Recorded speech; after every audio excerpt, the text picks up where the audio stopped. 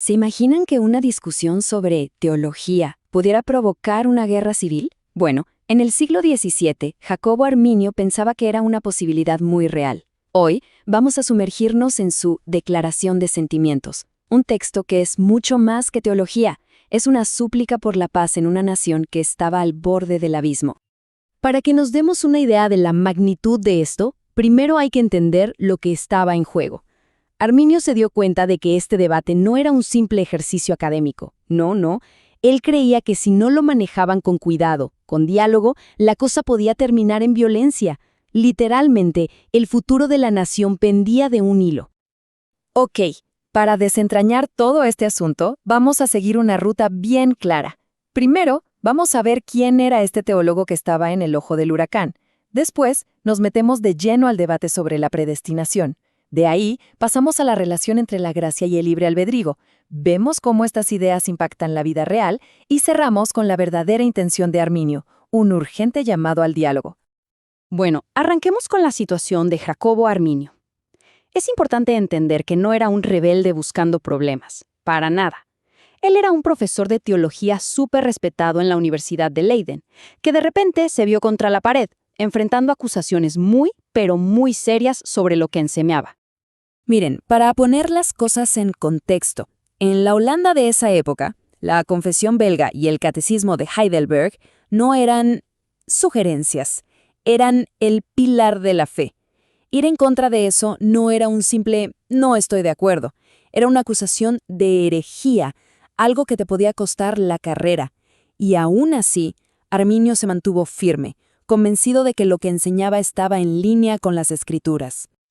Y aquí viene algo que nos dice mucho de él, la forma en que quiso manejar todo esto. En lugar de armar un escándalo público, propuso un proceso súper metódico y privado. Fíjense qué plan. Primero, cada quien presenta su punto. Segundo, se debaten las ideas. Tercero, y esto es clave, si no se ponen de acuerdo, el tema no se hace público. Y cuarto, se eleva a una autoridad mayor. Esto nos muestra a un hombre que buscaba la verdad, no el conflicto. Ahora sí, vayamos al meollo del asunto. ¿Cuál era esa doctrina que estaba causando tanto alboroto? Era la predestinación, esta enseñanza sobre cómo Dios elige a las personas para la salvación. Para entender la postura de Arminio, primero hay que entender contra qué iba.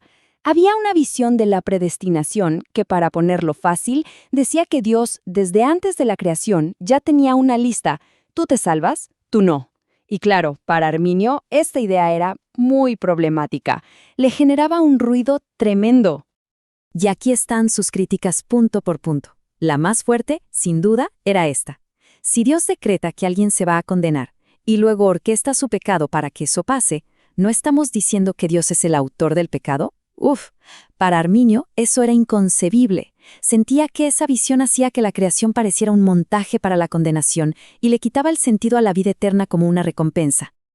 Este cuadro lo deja clarísimo. La visión que él rechazaba arranca con un decreto que, de entrada, ya divide a la gente.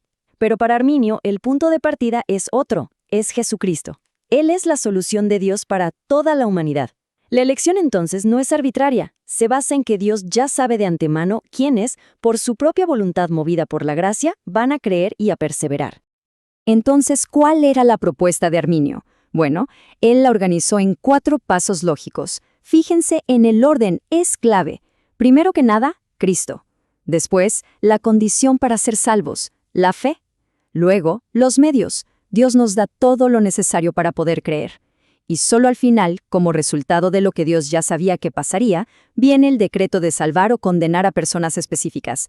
Para él, esto ponía la justicia de Dios y la obra de Cristo en el centro.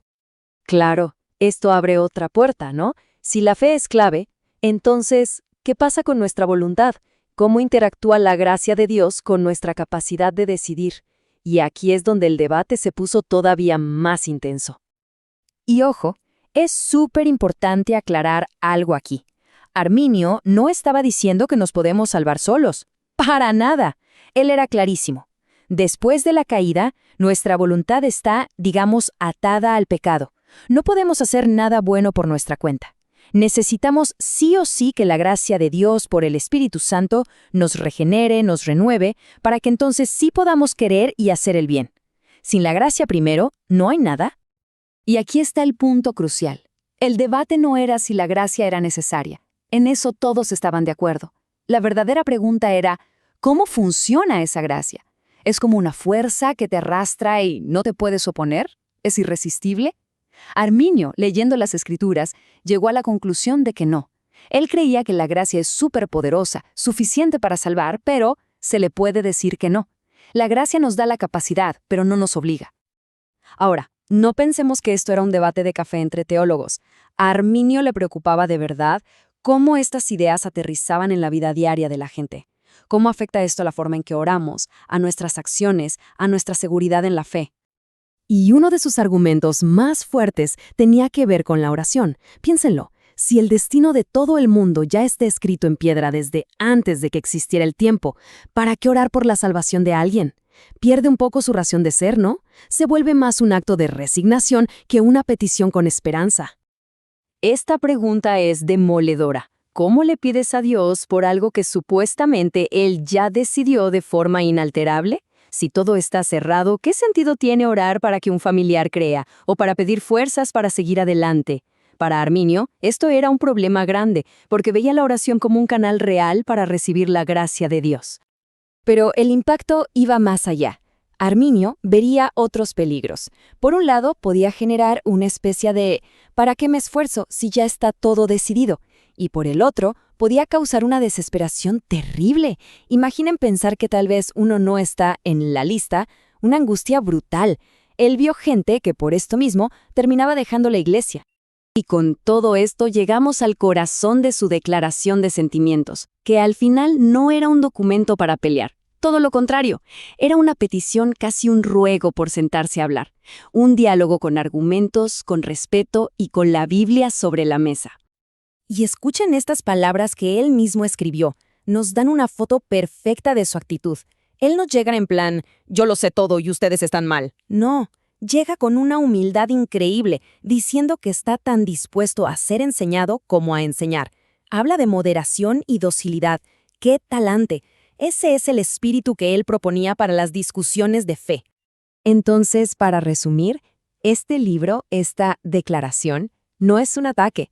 Es una defensa, sí, porque lo estaban acusando de cosas muy serias, pero más que nada es una invitación a conversar con las Escrituras como guía.